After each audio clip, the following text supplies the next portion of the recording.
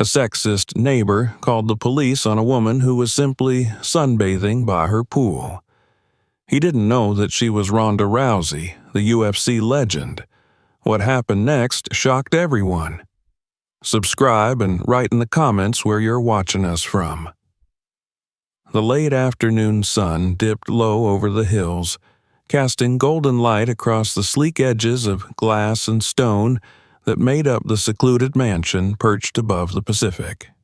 It was a house built for privacy, for peace, for the kind of person who no longer needed the world's attention, but had earned every right to space and silence. Ronda Rousey stood barefoot in the open-air hallway, her hand resting lightly on a polished wooden beam.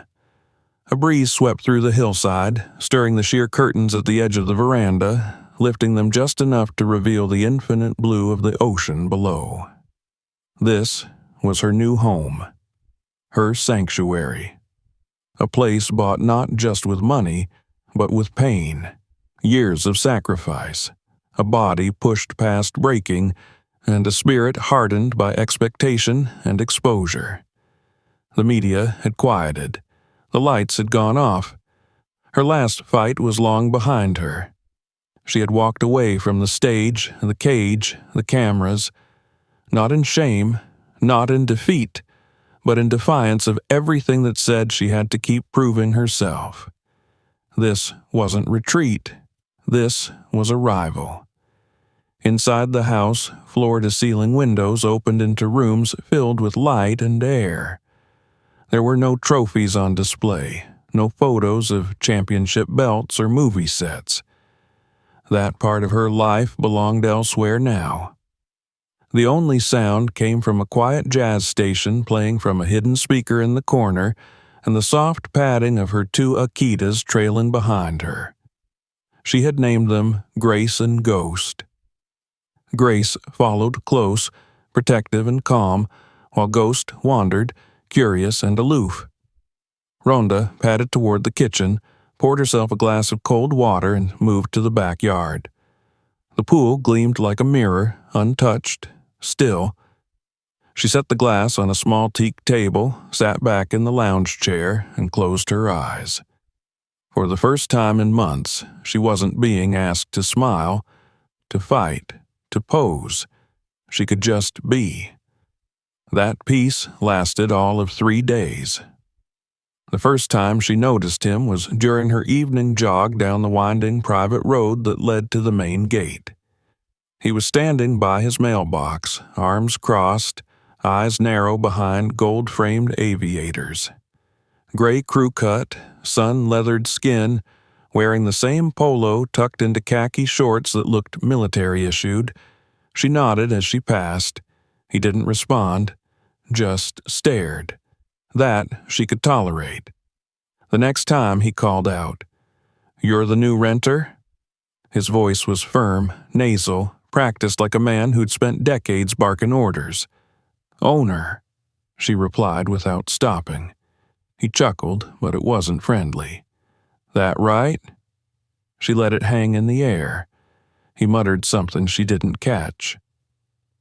Later that evening, while Ronda watered the small herb garden she'd planted along the side path, she noticed him again, standing by the low white fence that separated their properties, pretending to inspect a bush. His eyes were on her legs. She turned, expression blank, and went inside. His name, she would later learn, was Theodore Ted Marshall. Retired Army colonel, divorced, no kids. Lived alone for over 10 years in the house across from hers. Known around the neighborhood as a man who liked to keep things in order. Several of the service workers, gardeners, delivery drivers, pool cleaners, had warned her, he watches everything. Some said he kept a log of who parked where, how often the trash bins were rolled out. He's harmless, one landscaper said, unless you're young or female, or God forbid, both. Ronda ignored it. She had dealt with men like Ted her entire life. But the comments started. "Still playing dress-up in those workout clothes?" he said one morning while she stretched in her driveway. Another time, my ex-wife used to try to look tough too. It didn't help. Then, all this just for you? Must be nice to marry well. Rhonda stayed silent at first, but silence didn't stop him. It only encouraged him. He began walking past her house more often, peering through the fence, lingering near the edge of her property. Once, she caught him squatting by her driveway, pretending to tie his shoe while clearly snapping photos of her garage. She confronted him that time, calmly, without emotion. "Delete them," she said. He laughed. "This is a public street. You're the one flaunting it." She didn't respond. She turned around and walked back into her house. That night, she sat by the pool long after the sun had disappeared, the water reflecting the cold silver of the moonlight. Grace lay at her feet, ghost beside the pool's edge. She tried to read, but the words didn't settle. There was a familiar pressure building in her chest. Not fear, not even anger, but that deep-rooted tension she had always felt when a boundary was being tested, and something in her told her that Ted wasn't done. The next day, it escalated. It was early afternoon, the sun blazing overhead, when she stepped out to the back patio in a black sports bra and running shorts, ready for a midday swim. She had her earbuds in, music pulsing. She didn't notice him right away, not until she felt it, that invisible weight of being watched. She turned. There he was, Ted. Standing at the far corner of the fence, phone out, pointed directly at her. She pulled her earbuds out, walked slowly to the fence. "What the hell are you doing?" He didn't flinch. "Just documenting." "Documenting what?" "A stranger on property that doesn't belong to her." She blinked. "This is my house." "That's funny," he said, "because I knew the guy who lived here before. Actor, old money, moved out last year. You don't look like the kind that buys property like this. You don't look like the kind that minds his own business." He took a step back. "I'm calling this in. You want to act tough? Go ahead. But don't say I didn't warn you." He walked off, muttering. She stood there, heart rate steady, fingers loose at her sides. She could have stopped him, could have yelled, threatened legal action, but she didn't. Instead, she turned, walked inside, dried off, and sat down with her laptop. She pulled up her security camera feed, checked the angles, all operational, recording, good, and then she waited. Not in fear, not in silence, but in certainty, because something was coming. And when it did, she would be ready. The sun was at its peak the next day, cutting sharp reflections across the surface of the infinity pool. Rhonda had just finished a set of resistance band drills and was cooling down on the edge of her lounge chair, the sweat on her arms evaporating in the dry air. She wore black aviators and a navy tank top, legs crossed, a cold bottle of lemon water resting against her collarbone. Grace lay curled in the shadow of the pergola. Ghost paced idly along the stone path, pausing to sniff the trimmed lavender bushes. It was supposed to be a quiet afternoon. But even before the tension arrived, Rhonda could feel it coiling in the air like a storm charging up inside a still sky. Across the street, behind the veil of hedges and iron fencing, she saw him again. Ted Marshall, hands on his hips, cell phone pressed against his ear. He wasn't trying to hide this time. He was standing right out in the open, pointing at her house, her lawn, her patio. His lips moved fast, his face twisted in annoyance, and his finger jabbed the air with conviction. She couldn't hear him, but she didn't need to. She knew exactly what was happening, and she knew what would come next. 10 minutes later, she heard it. The unmistakable crunch of tires on gravel, too heavy and too precise to belong to a delivery van or ride share. Rhonda stood, slipped her sunglasses off, and slowly walked to the edge of the patio.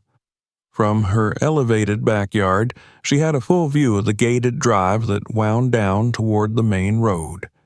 2 black and white police cruisers rolled into view, one after the other, their lights off but unmistakably official. Her stomach tightened, not from fear, but from something colder, sharper. It was the feeling of betrayal returning before it had even been named. She stepped down the stone path toward the side gate, her bare feet steady against the warm tile. Ghost came up beside her, silent and alert. The cars came to a stop. 2 officers stepped out. The first was tall, stocky, and sun-reddened, with thinning blonde hair and a jaw that had forgotten how to smile. His uniform was crisp, badge polished, and his body language broadcasted a confidence not born of competence, but of habit. Sergeant Richard Graves. His name would stick in her mind like a splinter. The second was younger, maybe early 30s, darker hair buzzed short, his posture looser, but with that same thin-lipped focus. Officer Owen Hart. They glanced at each other, then toward the property, scanning it like it was a crime scene. Neither of them rang the bell. Instead, they moved to the side gate. It was unlocked. Ronda hadn't bothered locking it for daytime. They entered without hesitation, walking up the side of the house and stepping directly into her backyard like it was theirs. "Hands where I can see them," Graves barked, his hand already resting on his holster. Ronda blinked, her expression unreadable. She stood in her own backyard, unarmed, dressed in workout gear, standing beneath the open sky on a quiet afternoon. And this man was barking at her like she'd broken into her own life. "I said, hands up," he repeated, louder this time, stepping closer. Ronda raised one brow, not moving. "Excuse me?" "We got a report of a trespasser," Officer Hart added, motioning toward the patio. "You're not supposed to be here. We need to see some ID." Graves moved again, hand still near his belt. "Don't argue. Don't resist. Just cooperate." Her jaw tensed. She looked past them, toward the front gate, where Ted stood half hidden behind his fence, arms crossed, watching. "I live here," she said calmly. "I own this house. I have the deed, utilities in my name, security footage, and a lawyer on speed dial." Graves scoffed. "Ma'am, we're not here to debate property rights. We need you to come with us until we verify." Hart had already stepped onto the patio. "You can show us your ID at the station." "No," Ronda said firmly. "You can see it right here." Graves took another step forward. "Look, we don't want trouble, but if you don't come peacefully—" "You'll do what? Drag me out of my home in my own sports bra and accuse me of breaking into my own life?" Graves didn't answer. Instead, he reached for her wrist. In that moment, the shift was imperceptible to anyone without a trained eye. But Ronda's body reacted instinctively. Her weight shifted. Her breath paused. In one swift, fluid motion, she twisted out of his grip, pivoted on the ball of her foot, and used the officer's momentum to redirect him to the ground, flat on his back beside the pool. Hart shouted, reaching for his cuffs. Ronda turned to face him, her posture straight and still. "Don't." "Ma'am, that's assault on an officer." "No, that was self-defense." He hesitated. His stance wasn't confident anymore. She stepped backward, slowly reached into a beach bag near the patio table, and retrieved a leather wallet. Inside was her California ID, her property documents, and something else. Something that froze both officers in place. It was a certification card from the State Commission of Combative Sports, bearing her full name and title. Ronda Jean Rousey, licensed professional athlete, retired champion, certified trainer. Then she held up her phone and tapped the app that opened her security system. The screen showed the entire encounter from multiple angles. Two white officers entering private property without permission, confronting a woman alone, reaching for her without a warrant or probable cause. "You're both being recorded," she said. "My system is backed up to the cloud. I have legal protection, and I know exactly what you're doing." Graves sat up slowly, rubbing his shoulder. "We were responding to a complaint." "No," she corrected, her voice steel now. "You were reacting to a stereotype. A woman, alone, in a luxury home, a body that didn't fit your expectations. So you decided to enforce your comfort instead of the law." Across the street, Ted had backed away slightly, watching from the shadow of his porch, no longer smirking. "I want your supervisor here," Ronda said. "Now, and you're not going anywhere until he arrives." Hart looked at Graves. Graves hesitated, then reached for his radio. "This is Unit 47 requesting supervisor assistance," he said into the mic, his tone dull now, defeated. Ronda didn't move. Her breathing was calm, steady. Every part of her body was in control, but inside her blood burned with the memory of 1,000 times she'd been questioned, doubted, judged. In the cage, she had known exactly how to counter a blow, but this wasn't a clean fight. This was exhaustion in another form. This was the kind of struggle that didn't leave bruises, but scars. 15 minutes later, another car pulled up, a black SUV with the seal of the county sheriff's office. A woman stepped out, late 40s, gray suit, hair pulled back. Deputy Chief Mariana Silva. Her eyes took in the scene in one sweep. Ronda standing barefoot on her patio, one officer seated on the ground, another shifting nervously beside the pool. "Report," she demanded. Graves opened his mouth, but Ronda cut in. "Before he says anything, I need you to know this interaction was caught on 4 different angles. I was approached in my backyard without warrant or warning, physically grabbed and threatened with detainment, despite calmly stating I live here." Silva looked at the footage Ronda showed her. A beat passed. "Officers," Silva said, "return to your vehicles now." Graves started to protest. "She assaulted me." "Sergeant," Silva snapped, "you approached a private citizen without authorization. She reacted in defense. That's not assault, that's restraint." Hart looked like he wanted to disappear. The 2 men backed away, silent now, pale. Silva turned to Ronda, her tone lower. "I'm going to open a preliminary inquiry," she said. "I suggest you prepare a statement. You'll have it before sundown." "And the man who called this in?" Ronda's eyes moved across the street. "That one." Silva followed her gaze, nodded, and pulled out her phone. By the time the officers had driven away and the SUV disappeared around the bend, Ronda stood alone again, but not vulnerable, not diminished. She sat down slowly on the patio chair, the adrenaline beginning to fade. Her hands trembled slightly. She picked up her bottle of lemon water and took a long drink. The sky was cloudless. Ghost rested his head on her foot. Across the street, Ted's curtains had been drawn, but she wasn't afraid anymore, because the line had been crossed, and now she intended to draw her own. That night, the silence in Ronda's home was heavier than usual, not the peaceful kind that had once soothed her, but a taut stillness threaded with memory and weight.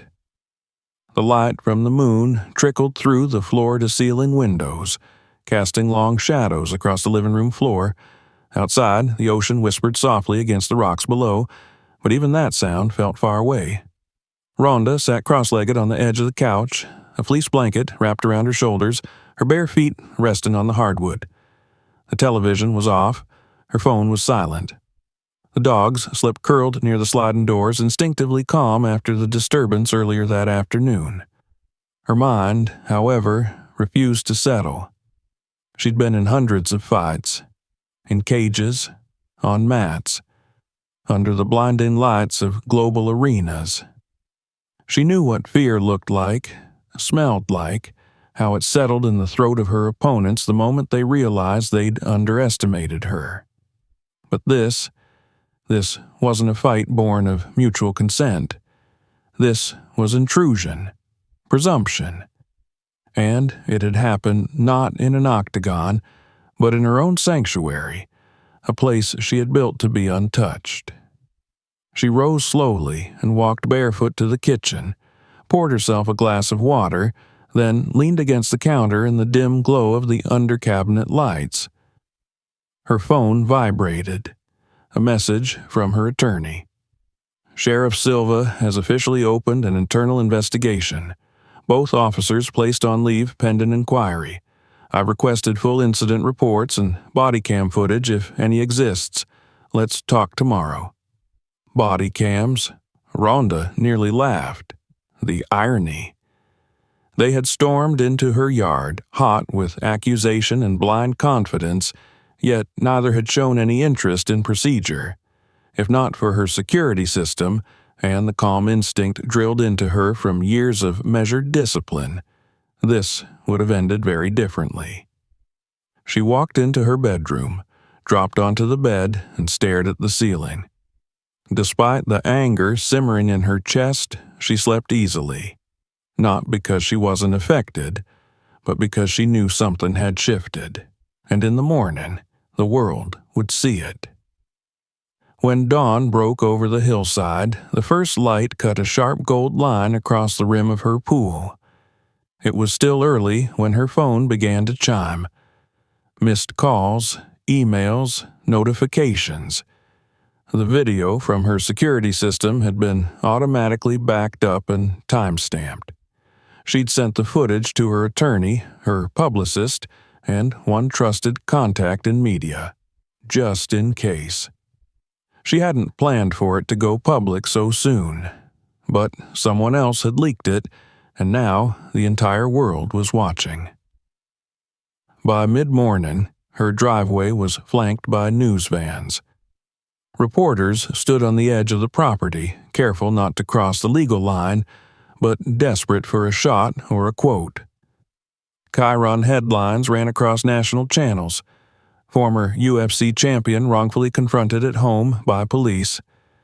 Video shows officers invade property without cause. Ronda Rousey responds with strength and poise in face of harassment. The footage had gone viral. Millions of views. Hashtags exploding across platforms. #OwnYourSpace. #Ronda was home. #Strength is female. She scrolled briefly through the comments, seeing a flood of support from fans, women, civil rights groups. Some recognized her, others didn't, and that somehow made the impact even stronger. She wasn't a celebrity in this footage. She was simply a woman being confronted in a place where she should have been safe. The sheriff's department issued a brief statement acknowledging the investigation and confirming the suspension of the involved officers. No apology, no detail, not yet. Ronda's attorney arrived late morning, a sharp-witted woman named Angela Dorsey, who wore tailored black slacks and a determined expression. They sat on the back patio beneath a shaded awning, iced tea sweating in the California heat.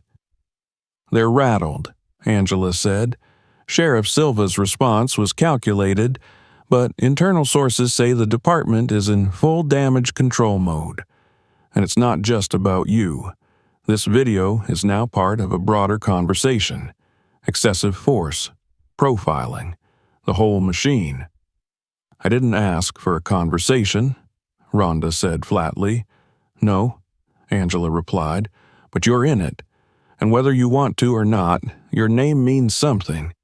They came into your space without protocol, grabbed you without cause, and the only thing that saved you from being cuffed was your poise and your past. Imagine if you'd been someone else. Rhonda didn't need to imagine. She'd already run the scenario in her head. They talked strategy, media response, legal protections. Angela confirmed the property records had already been verified publicly. Ownership was irrefutable. The footage left no doubt about who had acted with aggression and who had acted with restraint. At noon, the sheriff's department issued a second statement. This time, the language had changed. The actions of Sergeant Richard Graves and Officer Owen Hart were described as potentially in violation of department standards. The department promised a thorough review and cooperation with any third-party inquiries. It wasn't justice, but it was movement. Across the street, Ted's house was quiet, curtains drawn, no sign of life. But Rhonda knew he was watching. That afternoon, another SUV rolled up the private drive. This one bore no police insignia. A man in a Navy suit stepped out, followed by 2 uniformed agents and a county records clerk. They crossed the street and approached Ted's gate. Rhonda watched from her window. Ted stepped outside slowly, confused, clutching a beer can and trying to appear casual. The agents handed him a thick envelope. Documentation. Official language, stamped with the authority of the county. The words were muffled from Rhonda's distance, but the tone was unmistakable. Complaint, investigation, consequences. The officer gestured toward the stack of papers. Ted tried to argue. One of the agents pointed at the street cameras, at the list of previous complaints from neighbors, at his phone call to 911 and the transcript of what he said. Rhonda couldn't hear every word, but she didn't need to. He had lied to police, lied about a crime that didn't exist, lied about who she was, and that lie had nearly gotten her dragged off her own patio in handcuffs. The county had decided enough was enough. "Mr. Marshall," the agent said firmly, clearly enough now for Rhonda to hear across the breeze, "you are officially under investigation for filing a false report, engaging in discriminatory harassment, and endangering a civilian through misuse of emergency services. You'll have 30 days to vacate the property if the case proceeds." Ted stared at them, open-mouthed. "I didn't know." "You didn't ask," the officer said coldly. "That's the problem." He looked across the street directly at Rhonda, who stood on her porch now, arms crossed. He didn't look angry. He looked stunned, like the world had suddenly shifted beneath his feet and left him standing on the wrong side of history. By the time the agents left, Ted was sitting on his front steps, head in his hands.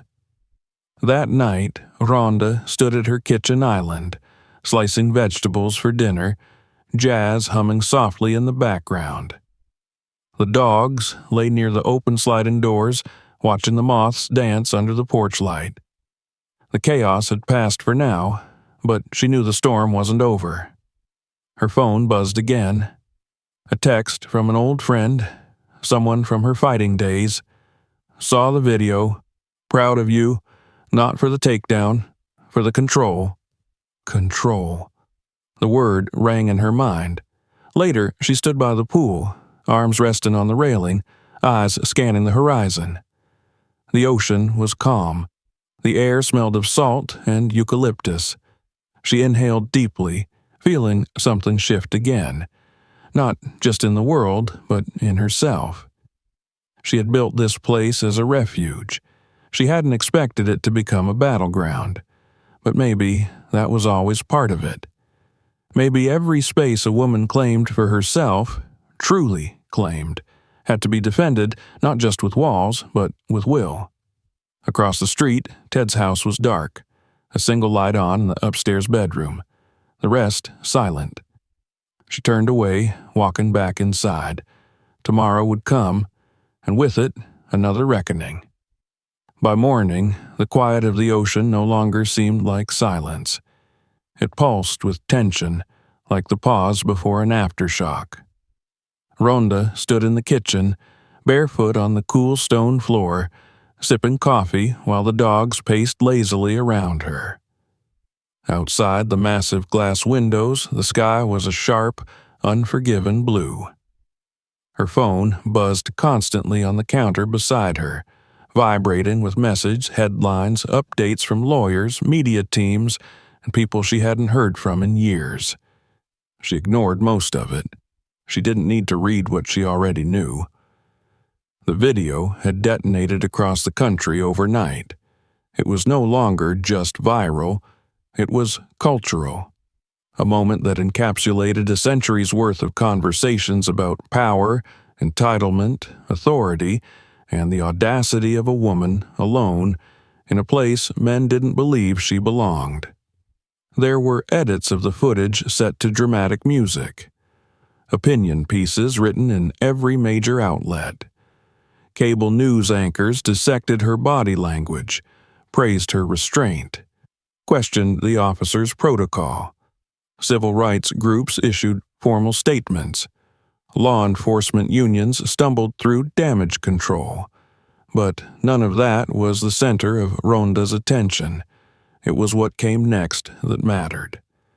At noon, the mayor of the city held a televised press conference outside City Hall. Ronda watched it from her living room, arms crossed, eyes narrowed. The mayor stood in a beige suit, surrounded by other officials, a neat row of flags fluttering behind them. She spoke with the polished cadence of someone used to cleaning up other people's messes. "What happened in our city this week was unacceptable," the mayor began. "The incident captured on camera involving Sergeant Graves and Officer Hart shows a failure not only of protocol, but of judgment. We cannot allow assumptions, stereotypes, or unchecked authority to define how we treat our citizens, especially in their own homes." Behind the mayor stood Sheriff Silva, stone-faced. She didn't blink during the entire speech. "Effective immediately," the mayor continued. "An independent review board will investigate the conduct of the officers involved. Furthermore, the city will partner with outside agencies to audit all citizen complaints of profiling, excessive force, and misconduct filed over the last 5 years." It was a sweeping announcement, one designed to satisfy outrage without necessarily delivering on substance. But it was movement, and movement could create pressure. Pressure made people change. Angela, Ronda's attorney, arrived that afternoon with a large binder under her arm. They sat on the back patio again, the dogs flanking Ronda like silent bodyguards. "They're scared," Angela said, flipping open the binder. The footage wasn't just compelling, it was perfect, clear, clean, no ambiguity. The timing couldn't be worse for them. There's already a bill in the state legislature about police reform. You just became the poster child for it. Ronda raised an eyebrow. "You think they'll use me?" Angela smirked. "They already are. Half the activists online are quoting your name. The other half are asking when you're running for office." Ronda exhaled, not amused. "I didn't want this."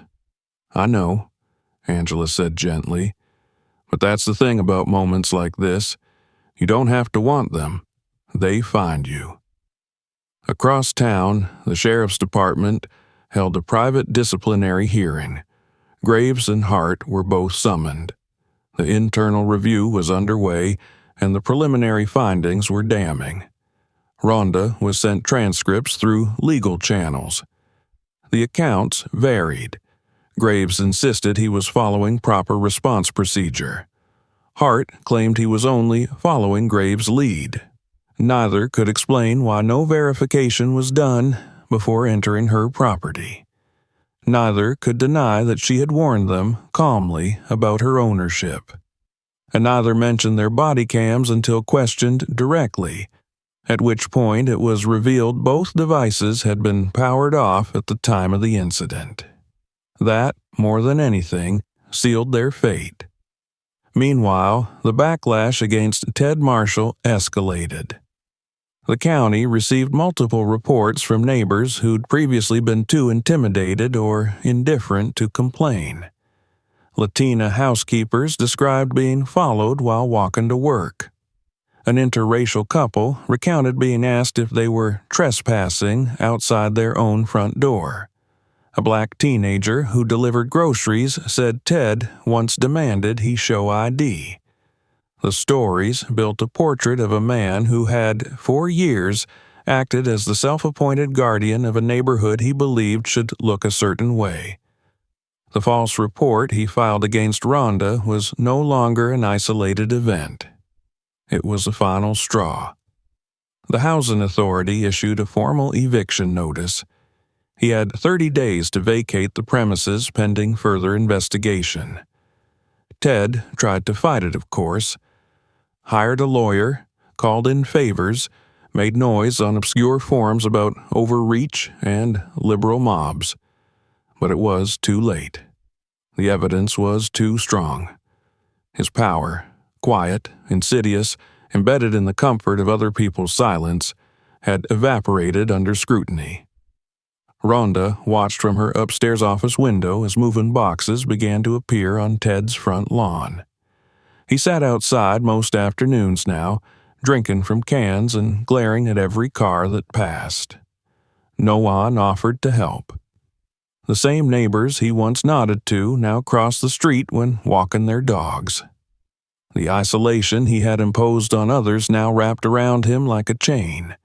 But even in the unraveling of his dominion, Ronda didn't feel triumphant. She felt resolved. Because none of this undid what had happened. None of this gave her back the peace she'd tried to build, and if it could happen to her, someone with money, a name, legal resources, and video evidence, it could happen to anyone. That realization settled into her bones like stone. She decided to act. The following week, she met with the city council during a public hearing. It wasn't a grand speech. It wasn't rehearsed. She stood in front of a crowd of officials, residents, and reporters and spoke with the same clarity she'd once used in post-fight interviews. Calm, direct, unapologetic.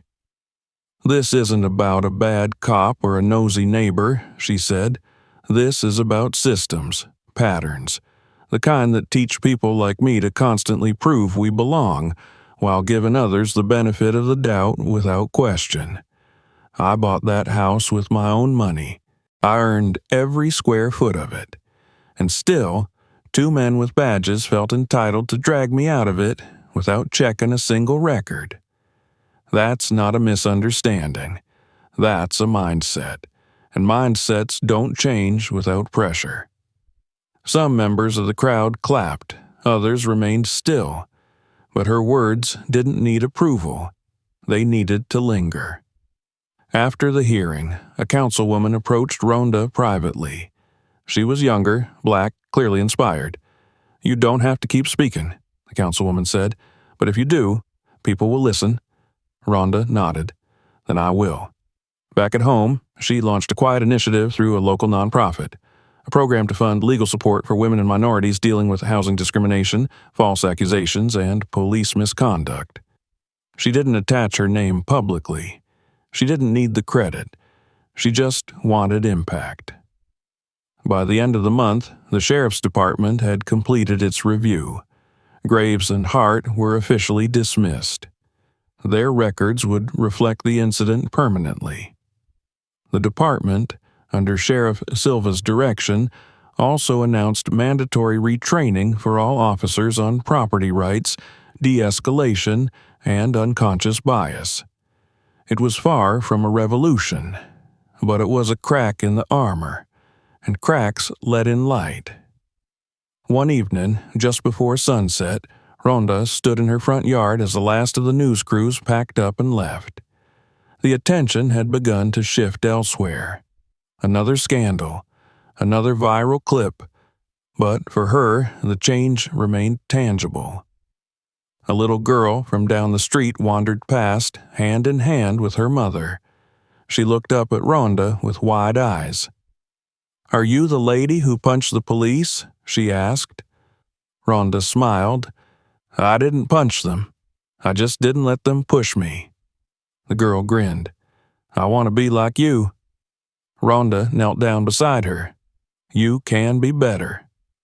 The girl nodded, serious as only children can be, then waved and skipped off. That night, Ronda sat by the pool again, the same glass of lemon water sweating on the table, the same dogs curled nearby, but the silence felt different now. It wasn't fragile, it wasn't borrowed, it was hers. The late evening sun painted everything in soft, golden hues. The hills beyond the backyard glowed like burnished copper, and the pool's surface shimmered under the gentle breath of the breeze. Ronda sat alone in the garden, a notepad balanced on her knee, the tip of her pen hovering just above the paper. Ghost lay beside her, head resting on his paws, while Grace paced along the far edge of the terrace, ears twitching at distant sounds. The moment felt familiar and yet entirely transformed. This was the same place where it had all begun, but now it held the weight of something deeper, something earned, not just through conflict but through clarity. It had been a full month since the confrontation, a month since the viral footage, the hearings, the headlines. The neighborhood had returned to a kind of normal, at least on the surface. The news vans had left. The curiosity seekers had faded. But what remained was something far more powerful: consequence. People walked differently past her home now, not with suspicion, not with mockery, but with awareness. And occasionally, reverence. The property across the street was vacant now. Ted Marshall had moved out the week before, quiet and angry, flanked by a professional moving crew and 3 disinterested neighbors who had nothing to say and no reason to help. Ronda hadn't watched him go. She had stayed inside, sitting on the floor of her gym, wrapping her hands slowly, like she used to before a fight. Not because she wanted to hit anything, but because rituals mattered. Because they reminded her who she was. She had spent much of the past few weeks in motion, not the kind that came with fists and competition, but in action that was quieter and harder. Meetings with advocacy groups, calls with lawyers, conversations with city leaders who now took her seriously, not because of her celebrity, but because she had made herself impossible to ignore. Her nonprofit project had taken root with startling speed, bolstered by donations from strangers who believed in the cause. Volunteers had stepped forward. Legal interns had offered time. Women from around the country, nurses, teachers, retired veterans, single mothers, wrote to her, sharing stories of being questioned, challenged, dismissed. And in every letter there was one refrain: "Thank you for not staying silent." She didn't reply to every message, she didn't give interviews, but she listened, and she remembered.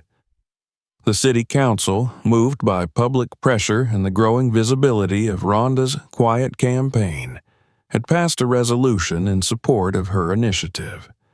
Local officials agreed to allocate funds for continued anti-bias training within the police force, and, more importantly, the sheriff's department had started to change from within.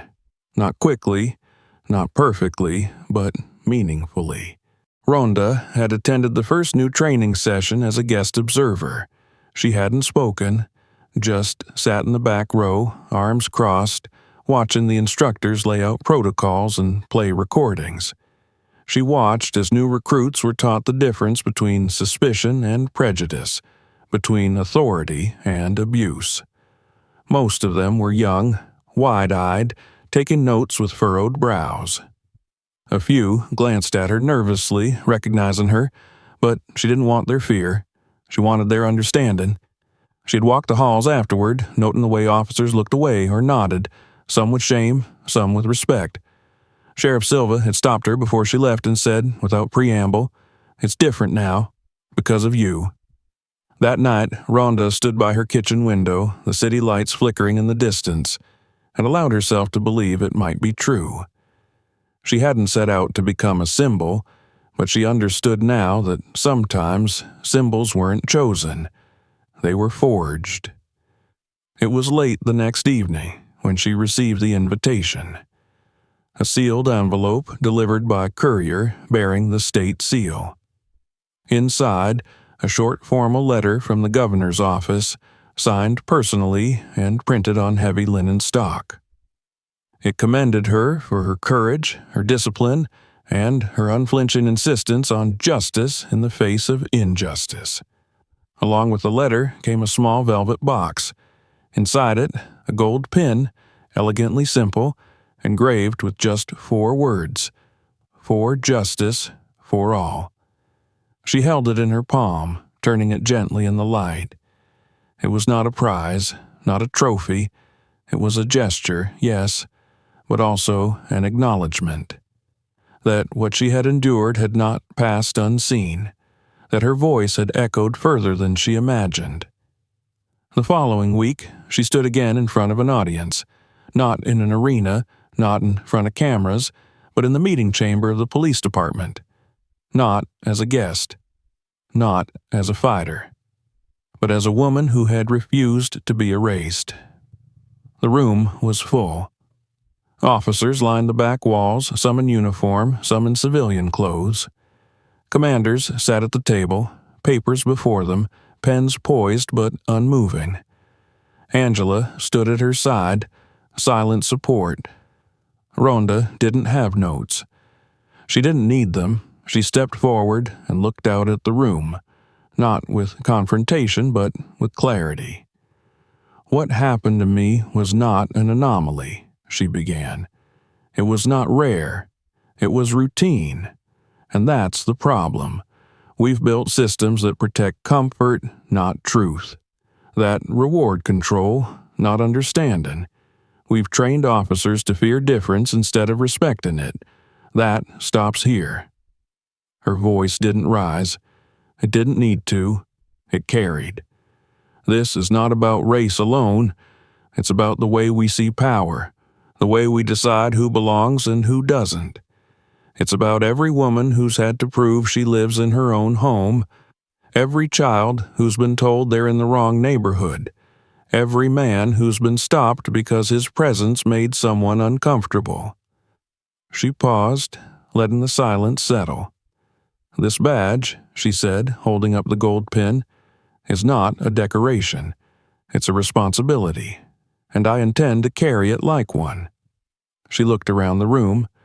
"If any of you are uncomfortable with that, I understand. But then this job is not for you, because this is where the standard rises, starting today." There was no applause, just a deep, humming quiet. Some lowered their eyes. Others nodded. And in that stillness, something shifted. The following days moved swiftly. Rhonda continued her work behind the scenes, funding scholarships, attending policy meetings, helping draft new language for public response protocols. She declined interviews, but issued one written statement. In it, she said simply, "Strength is not always about what you fight. Sometimes it's about what you stand for." One evening, as the sun dipped low, cast an amber light across the rooftops, Rhonda heard a voice from the sidewalk. She stepped outside. A little black girl stood at the edge of her driveway, wearing a pink backpack, her hair in braids, clutching a school folder to her chest. "Hi," she said shyly. "My name's Zari. My mom told me you're the boss of the police." Rhonda smiled and knelt down beside her. "That's right, sweetheart. I am." Zari grinned. "I want to be like you." Rhonda reached out, their fingertips brushing. "You can be better," she said softly. "You already are." The girl nodded, her eyes bright, then ran back down the street where her mother waited with a warm wave. As the sky deepened into twilight, Rhonda stood there for a moment longer, watching the quiet of the street settle around her. Not the oppressive quiet of scrutiny, but the peace that follows transformation. That night, she returned to her chair by the pool, the familiar glass of lemon water by her side. Ghost lay at her feet. Grace stretched out beside the lounge chair, ears twitching, content. The water shimmered under the patio lights. She looked out over the city, the night breathing slow and steady, and for the first time in a long time, she felt not watched, not tested, not judged, but whole. She belonged, and no one, not a neighbor, not a badge, not a system, would ever make her doubt that again. If this story moved you, make sure to subscribe for more. Check out the next video and share this one with someone who needs to see it.